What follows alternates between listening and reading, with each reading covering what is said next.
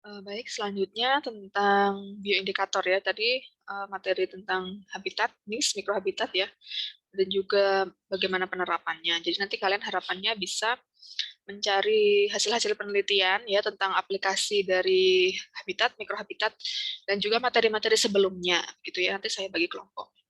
Nah, ini terakhir saya jelaskan tentang bioindikator. Apa itu bioindikator? Ya.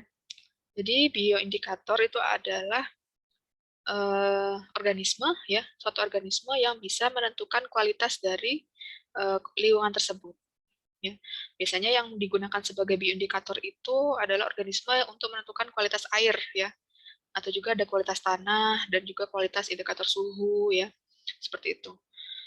Nah, dasarnya apa untuk menentukan bioindikator? Organisme tersebut merupakan bioindikator ya, yaitu dia merupakan organisme yang berada di lingkungan tertentu ya. Jadi faktor lingkungan itu menentukan jenis organisme yang hidup di daerah tersebut. Nah, bagaimana cara menentukannya?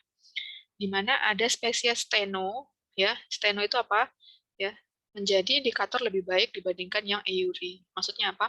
Jadi steno itu adalah organisme yang memiliki kisaran toleransi lebih spesifik ya, atau sangat pendek, apa sangat kecil. Seperti mikroorganisme kemarin saya bilang bakteri yang ada di suhu tinggi ya, itu dia menentukan kualitas dari kandungan faktor kimia yang ada di situ. Misalnya dia faktor sulfurnya berapa ya. Nah, jadi faktor yang organisme yang akan bisa digunakan menjadi indikator yang baik itu yang memiliki kisaran toleransi yang rendah ya.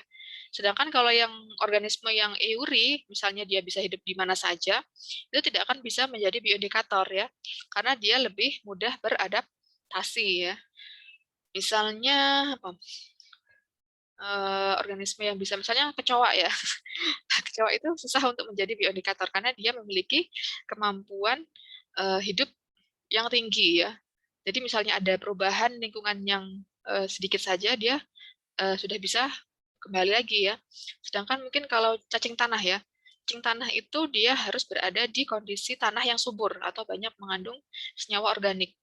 Nah, itu bisa kita lakukan kalau ada cacing tanah ya, dia merupakan bioindikator kesuburan tanah seperti itu ya.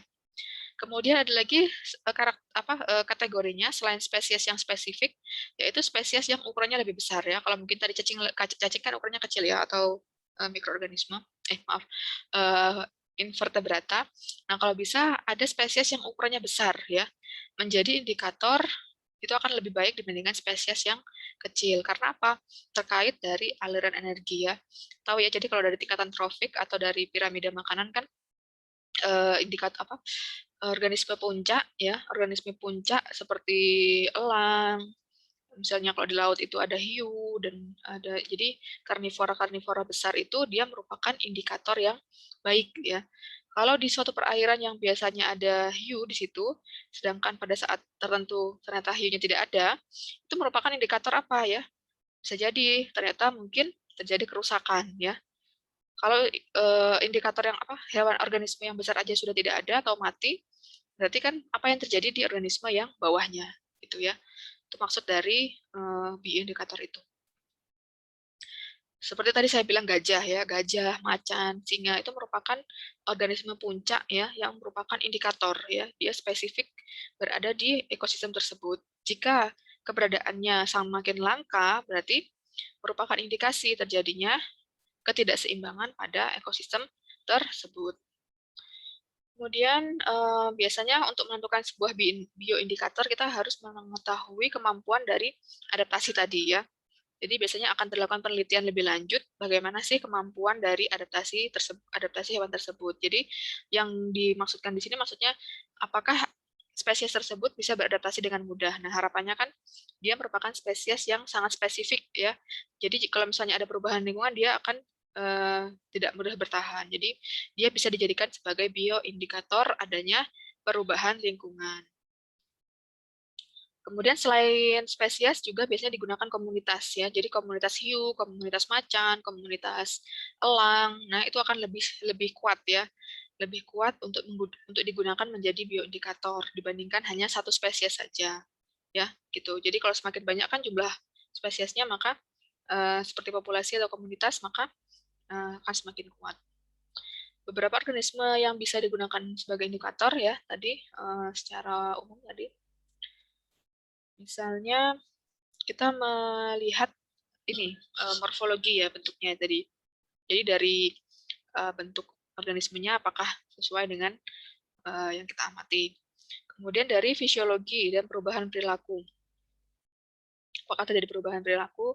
Kemudian dari diversitas spesies ya dan komposisi spesies. Jadi dari misalnya suatu ekosistem, misalnya kita mau melihat terjadi apa tidak perubahan. Nah, dari hutan tersebut kita bisa nih melihat apa aja sih spesies yang ada di hutan tersebut. Semakin diversitas, semakin beragam, maka dianggap ekosistem tersebut masih stabil atau masih mantap dan tidak terjadi proses dominansi.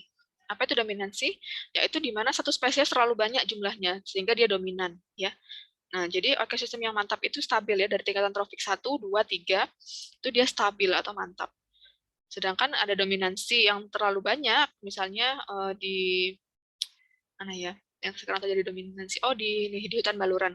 Di hutan baluran itu terjadi proses invasi di mana tanaman akasia, pohon akasia itu bisa tumbuh di mana saja. Padahal dia merupakan spesies yang tidak diinginkan atau tidak ditumbuhkan. Namun karena terjadi dominansi tadi ya, akhirnya terjadi invasi tadi ya.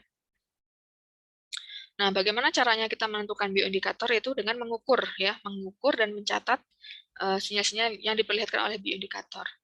Serta kita mengukur kualitas lingkungan secara kualitatif dan kuantitatif sehingga dapat diketahui. Misalnya kita mau mengetahui kualitas air, maka kita bisa mengukur tuh kadar COD, BOD ya, kadar oksigen terlarut, kadar bahan kimia terlarut, dan juga kadar oksigen yang diperlukan, biological oxygen demand BOD ya. Nah, ini akan kalian bisa pahami lebih lanjut dengan mencari jurnal sesuai dengan topik-topik yang akan saya bagikan. Itu saja dari saya. Semoga bermanfaat. Silakan berdiskusi di forum diskusi. Terima kasih. Assalamualaikum warahmatullahi wabarakatuh.